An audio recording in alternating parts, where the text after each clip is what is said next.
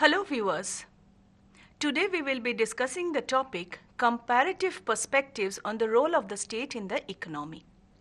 Now this topic can be analyzed from multiple perspectives. One perspective is to understand the role of the state in the economy through ideas of how capitalism, socialism, communism visualizes the state-market relationship.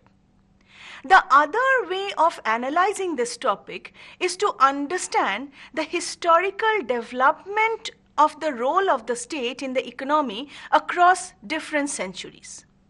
Now, what we'll try to do is we'll try to first analyze and understand the role of the state, and then we'll try to see how the role of the state has changed over the different centuries, primarily before the period of globalization and after 1990s. Now, interestingly, the French poet Paul Valéry once remarked, "If the state is strong, it will crush us. If the state is weak, we will perish." The ideal state, therefore, should be between these two extremes. And therefore, the state should become an instrument of fulfilling multifarious roles. We also know that the state performs political functions, social functions, economic functions, and also welfare functions. Now, it has been observed that since the focus of this module is on the economic role of the state, we'll try to understand the economic role through government intervention in policy making and policy intervention. Now, let us go a little back in history to 1959, when Richard Musgrave wrote his influential theory of public finance, and public economists have found useful the distinction between positive and normative role of the state. Now, Richard Musgrave focused on the fact that in order to understand public finance, it is very important to understand the economic role of the state, and this economic role of the state can be understood from two perspectives. One is the normative role of the state, the second one is the positive role of the state.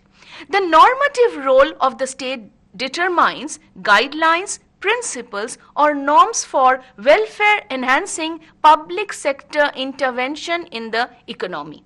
On the basis of fundamental economic principles, it attempts to define what the government should do to correct market imperfections and to complement the market in other ways to promote and maximize social welfare. So the state has to ensure that the market functioning complements public welfare.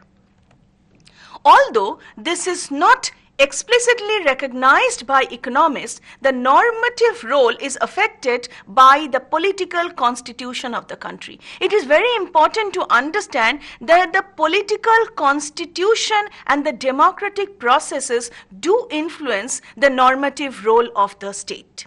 In Western, market-oriented democracies, where much modern economic thinking originated, the normative role of the state has been implicitly tied to individualistic political processes that assumes that there are no goals or needs outside those of the individual citizens or the voters, which also means that the state performs its functions to fulfill the individualistic needs and aspirations. The public interest, therefore, is seen as a summation of the interest of the individual citizens or voters, and public policy is framed to enhance and further citizens' interests. In a way, this explains why many see a close relationship between market economy and democratic process. In a market economy, individuals vote with their dollars, whereas in a democratic process, they use their votes to promote their political goals. In playing its role, the state cannot have objectives different from the citizens, because ultimately the state exists for the welfare of the citizens. Therefore, the goal of the citizens and the goal of the state is very much the same.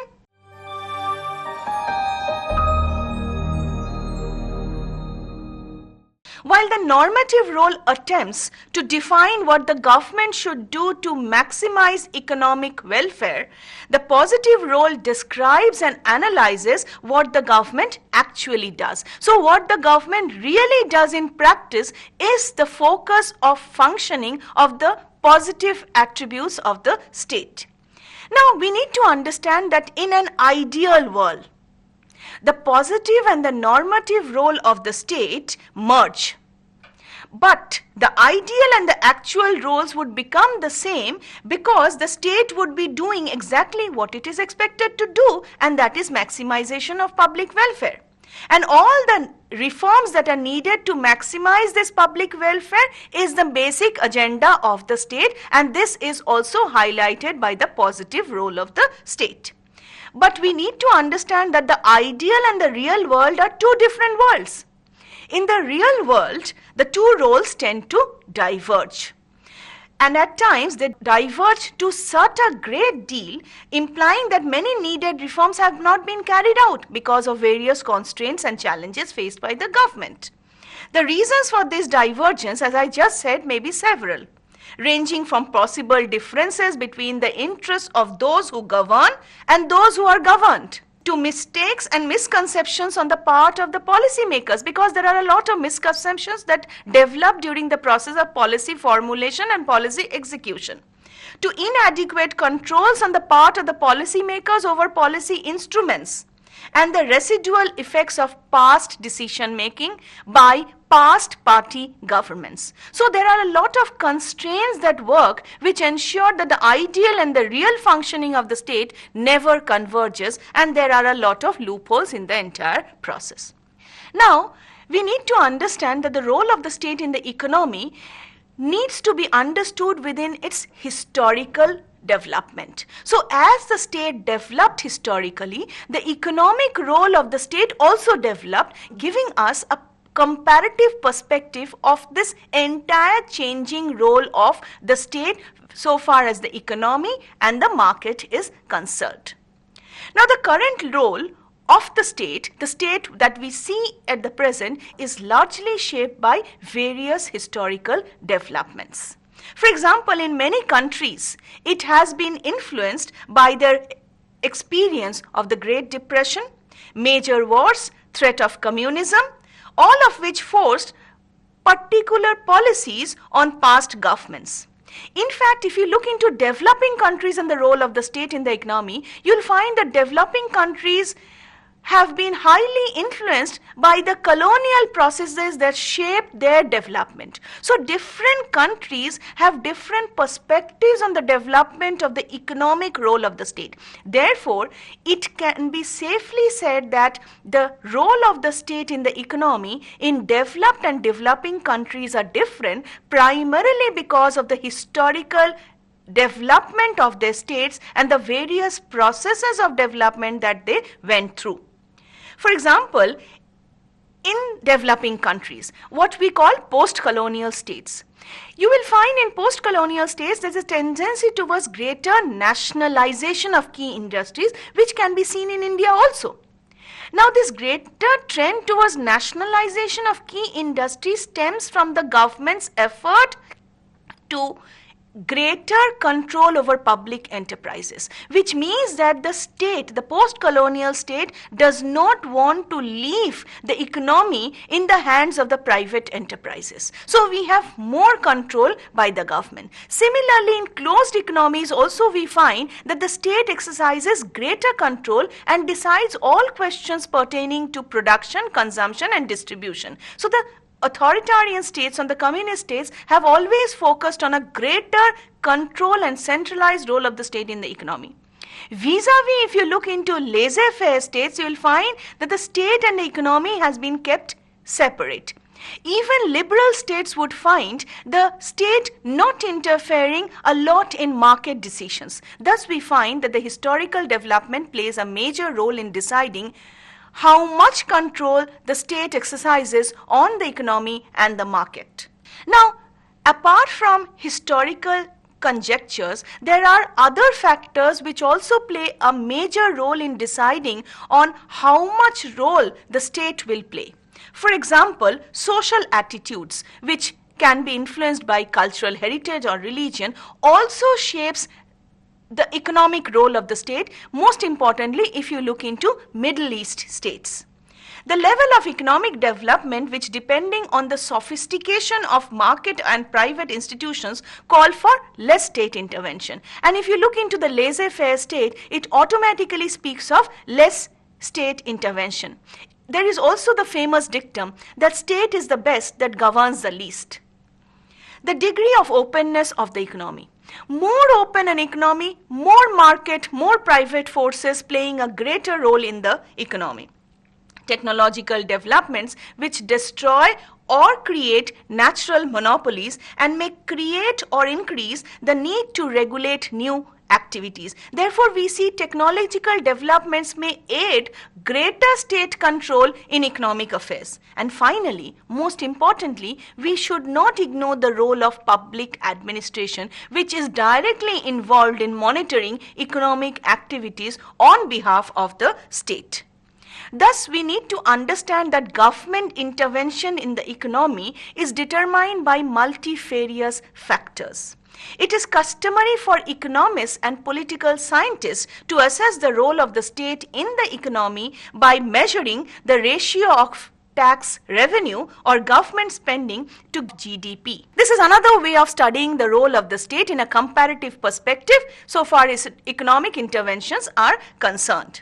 According to this criterion, the role of the state in the economy is much large in industrial countries than in developing countries. For example, such a ratio is almost 5 times as large in Sweden as in China. They would be aware that in recent decades, the public sectors of many developing countries through regulatory policies have played a much larger role than the governments of the industrial countries. So we can say that there have been game changers in developing countries also, where the government is playing a much greater role in public spending than other sectors of the economy. Now, we also need to understand that governments in developing countries than in industrial economies are trying to control investment, credit, foreign exchange, and economic resources in general. Thus, we see that a lot of factors come into play when analyzing the comparative role of the state in the economy. For example, in many countries, permits or authorizations are necessary to engage in many economic activities. In some cases, many authorizations from government agencies are required. If you remember, students, we had this concept of license permit Raj in India till globalization came in and before the opening of the economy. So, any industrial enterprise would require a license before engaging themselves in economic activities. As a consequence of this, what happens is that in some countries, a large proportion of private enterprise managers spend time in negotiating with officials, which is also called the case of briefcase politics, where we understand that you need to engage yourself with public functionaries in order to get that much needed authorization to invest in economic affairs. This situation often gives government bureaucrats in developing countries the power to delay or stop economic decisions on the part of private individuals or companies, and thus it gives them an opportunity to demand payments for giving these permits or authorization. Now, where is the state here? The state has played an extensive role in direct production of goods and services. Now, we need to understand that both in developed as well as developing countries, the state has control over the natural resources as well as control over the production process, but the degree of control varies from one country to another country. Now, let us try to understand the role of the state in the 20th century. And in order to understand the economic role of the state in the 20th century, we have to start a discussion with Adam Smith. Now, classical economists like Adam Smith and others, we have already studied, focused on the minimal role of the state and a minimal role for the public sector, obviously. They generally favored a role of the state which was confined to some essential public services like the maintenance of law and order, defense, etc., etc. In their view, the government should guarantee property rights and the sanctity of contracts and should protect the economic and political liberties of the individual. This can be considered to be the core activities of the public sector. On all other areas, the state should not exercise any form of regulatory control or role. Now, this conservative attitude was partly a reaction to the widespread interference of governments with the working of the market which had characterized 18th century Europe. And it was believed that the state was a necessary evil. And as I just said, that the state which governs the least is the best. Therefore, non-interference in market should be the goal of the state. Now, the classical economists further believe that this excessive interference of the state in market is actually damaging the economy of the state and is considered to be an obstacle to growth and economic development.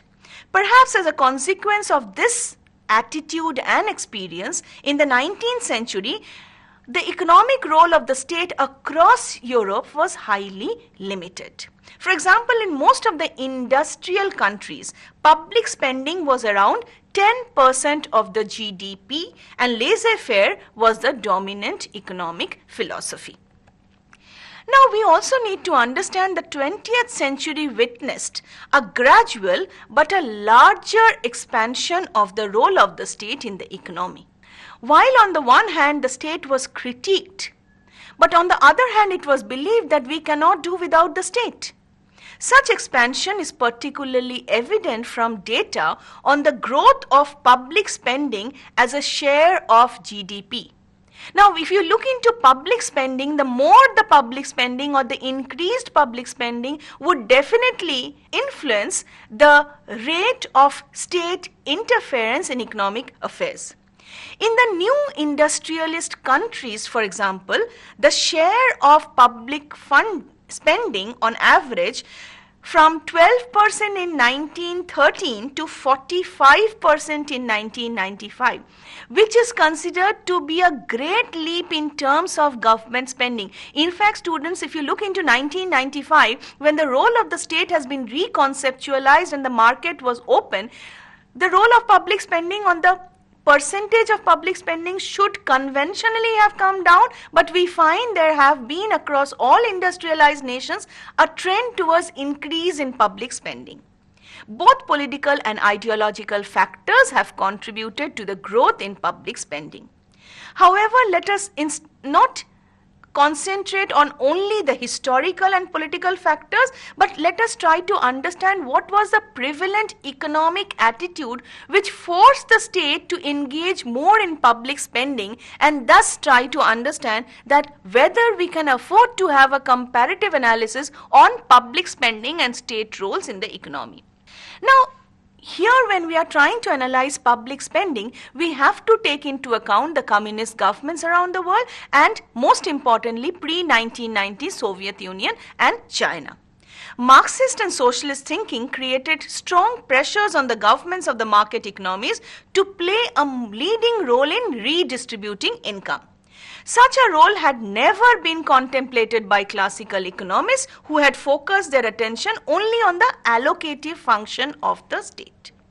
The advent of communism in the former Soviet Union and later in other East European countries, Yugoslavia, Czechoslovakia, and the attraction of central planning had for many intellectuals in the rest of the world made countries move towards mixed economy, wherein we find the coexistence of the public and the private so far as control of the market is concerned.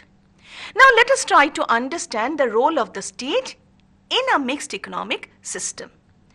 Now, in a mixed economic system, though there is the coexistence of the private with the government, it also assumes a greater government role in entire process of monitoring, production, distribution and exchange.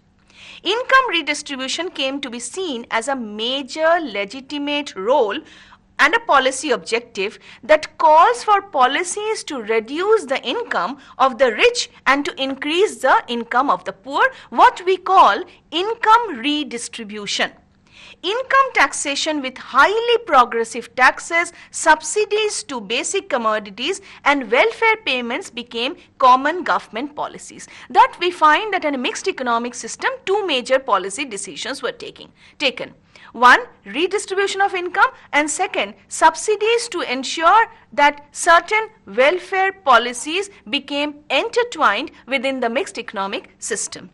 Now, Keynesian thinking also created pressures on the government to help sustain the disposable income of the individuals during cyclical fluctuations to stabilize the income. Now, students will need to understand here that progressive taxation of the rich and redistributing income may not always lead to economic growth. We also need to understand that certain times disposable income of the individuals would also lead to balance the economy and prevent any form of economic fluctuations and inflationary tendencies. Public works program and unemployment compensation, together with the expansion in the public sector and taxes with built-in flexibility, were justified in order to stabilize the economy. Public pension schemes, often with redistributive features and various forms of assistance to those whose income fell below certain levels, were introduced in various countries. Thus, these were welfare measures to provide some form of subsidy, at the same time security to the general public on the part of the government.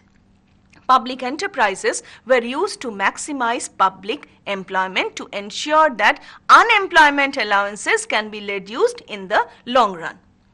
The goal was to build an economy with characteristics that reduced its exposures to fluctuations. In other words, these measures would help in rein in economic recession in the long run. Countries with large public sectors were believed to be less subject to business cycles. In conclusion, Keynesian thinking was used to justify an expansion of the economic role in the public sector.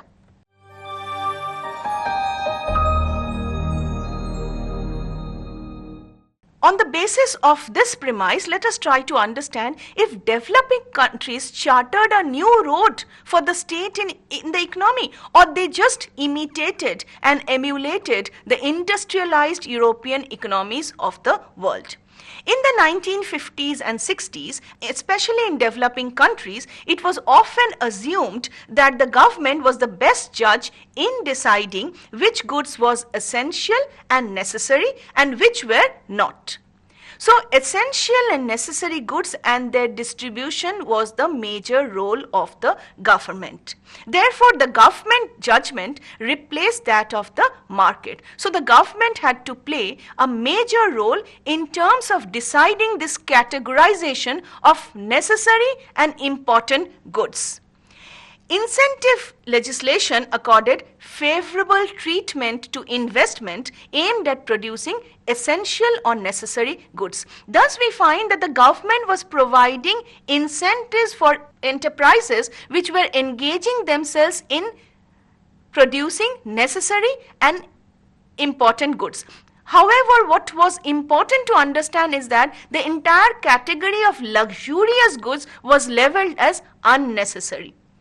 It penalized the production or even prohibited the use of some resources for the provision of non-essential or luxury goods. Therefore, what they did was that they created a uniform system of production by focusing only on giving incentive to the production of necessary and essential goods. And what was essential and what was necessary was decided by the government of that particular country. In many countries, high protection was provided to the domestic production of necessary goods. Paternalistic policies, which replaced the preferences of consumers with those of the policy makers, are still common in many countries, and most importantly in industrial policies. For example, we find a focus on what policymakers want their public to consume rather than the demand of the consumers is not taken into consideration in any form. The assumption is that the government has more knowledge than the consumers, therefore government decides the best for the consumers or the general public, and therefore stems the conclusion that the state operates to ensure that the market will run as the state wants it to be, without giving any focus to the consumer or the general public in the entire economic system. Thus, the government can pursue an industrial policy that picks future winners. So here you need to understand that the government plays a catalytic role in determining the entire economic perception of that country, totally ignoring the role of the public in determining or playing a role in policies. Thus, we find that so far economic policies are concerned, they adopted a top-down approach in implementing policies. Let us now try to understand the role of the state specifically in the public sector. In the 1950s and 60s, the golden age of public sector intervention was influenced by certain political perceptions of how government operates. For example, it was implicitly, if not explicitly, assumed that the action of the public sector was dominated by the objective of promoting public welfare. The public sector was monolithic and with a clear nerve center where all the important economic decisions were made in a rational and transparent way. Thus, policies could not be inconsistent with them. So, the major and the centrist role of the state was dominant here, where it was believed that whatever was good for the public was to be decided by the state, and the state had a monolithic role in terms of providing for welfare provisions. For example, if we look into the policies pursued by the public enterprises and by other decentralized entities in terms of local governments or provincial governments, they could not be at odds with those pursued by the central government. Therefore, there should be uniform public policies both by the central government as well as the provincial governments. In other words, within the central government, the public policy makers promoted various forms of policies through the help of the various ministries. Now, it is puzzling to note that how little interest there was until the 1990s in issues of fiscal federalism and policy coordination within countries. What was important was policy coordination within the center and the provinces on states. And in unitary countries, the center played a monopoly in terms of distributing public spending and implementing public policies. It was only after the 1990s that we find fiscal federalism or comparative fiscal federalism gaining popularity among economists, political science scholars, and policy makers. Policies were assumed to be consistent not just in space but also in time.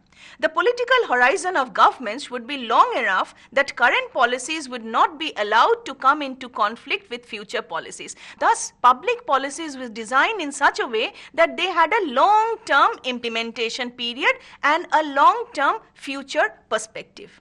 Such conflicts can result either from mistakes or from political considerations, because when you are taking a long-term perspective into consideration, you cannot have a short-term public policy perspective.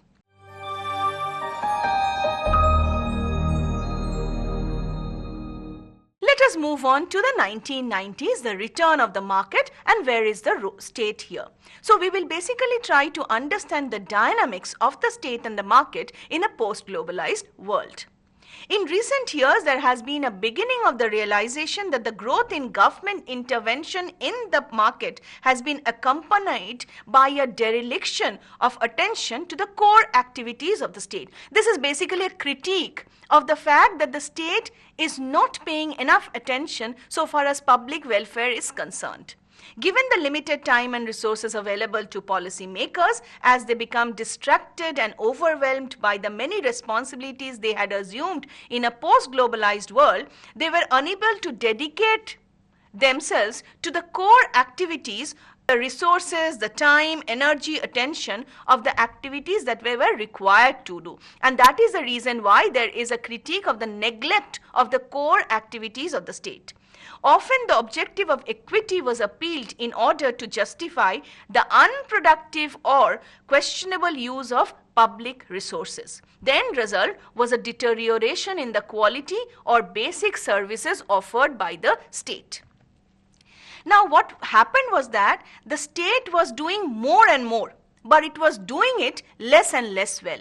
So more activities of the state never meant better activities of the state. The role of the state shifted over the years from one that supports or augments the market to one that competes with and thus replaces the market. So we find today there is a competition between the state and the market. In many countries, law and order, which is considered to be the most quintessential core activity of the state, suffer, thereby imposing pecuniary or psychic costs on the population, and one such cost is the increase in crime and a deterioration of law and order within the country. This is said to be a direct repercussion of the more market-oriented role of the state and less normative role of the state. The role of the government is changing from one that competes with the market to one that augments the market and improves its working. We also need to understand that so far, the regulation on the allocation of credit and controls on interest rates are also being reduced and removed by the state, and from time to time, the state also engages itself with various forms of restrictive policies in order to prevent the market from establishing itself as a powerful entity so far as the economy is concerned. Now we need to understand that the government must stop controlling prices, be they of traded goods, domestic goods, or of specialized markets such as financial or rental markets. This is an area which needs to be relooked, restudied in the days to come. The government must also, in the interest of the public, must reduce its role in allocating investment and economic activities through incentives for regulation. Now, let us try to understand how this role is visualized by different economists. Devarajan and Hammer have argued that much of the difference in spending between developed and developing countries may be due to the attempts of government in developed countries to protect citizens from various kinds of risks such as unemployment, loss of income due to old age, sickness, and risk inherent in some economic activities. The role of the government in protecting individuals from risk comes from three different aspects: spending, regulation, and guarantees. In some cases, we find regulation work. In some cases, we find that the government imposes guarantee in order to establish a regulatory role on the part of the private agencies. Now, government guarantees have replaced government spending in many areas such as banking and more infrastructure. In a way, we can also see that there has been a major change in the way government is interfering in economic activities by reducing the current spending and fiscal deficits, but at the cost of exposing themselves. I mean, the state is exposing themselves to potentially large cost in the future.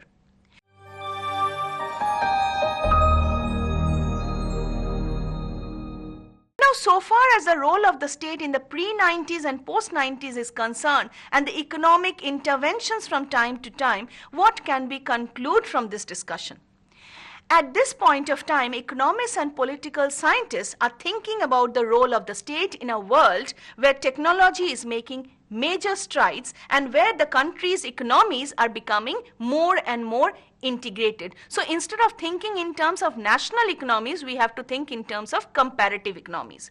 We know that in this world, the role of the state will have to be different from what it was in the past, where the economies were less developed, less open, technology was less advanced, and information was very difficult to obtain. In this new globalized world, the state has to play a more significant and intelligently regulatory role. The private sector will also have to carry a greater burden in areas that have traditionally been the responsibility of the governments, such as provision of infrastructure, provision of services, which can be seen in the form of corporate social responsibility. The economic role of the state needs to be understood not in terms of linear binaries like capitalism, socialism, communism, or the role of the state in the 19th, 20th century, or the state in the post-globalized world, but specifically in terms of the economic role of the state through an analysis of public policies and the relation of the state with the market. Thank you.